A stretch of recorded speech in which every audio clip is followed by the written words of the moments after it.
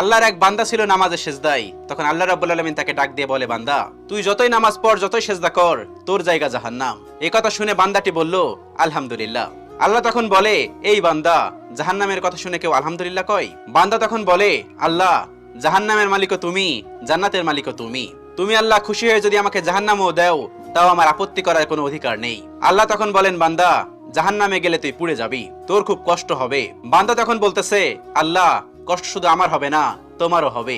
আল্লাহ তখন বলতেছে, বান্দা, তুই পুড়বি জাহান্নামের আগুনে, আমার কষ্ট হবে কেন? বান্দা তখন বলে, আল্লাহ, কোনো মায়ের কোল থেকে যদি কোনো বাচ্চা পানিতে পড়ে যায়, তাহলে কোনো মাই দূরে দাঁড়িয়ে থাকতে পারে না, দৌড়ে গিয়ে বাচ্চাকে কোলে নেয়। আমার বিশ্বাস ওই মায়ের চেয়ে কোটি কোটি গুণ দয়া তোমার বেশি। আমাকে জাহান্নাম দিলে তুমিও আল্লাহ শান্তি পাবে না। আল্লাহ তখন বলে, বান্দা, এই দলিল তুই কই পাইলি? বান্দা তখন বলে, আল্লাহ, আমাদের জাতির পিতা ইব্রাহিম আলাইহিস সালাম তোমার প্রেম মুখে নিয়ে যখন নমরুদের আগুনে পড়ে গেল, তার আগেই তুমি বলে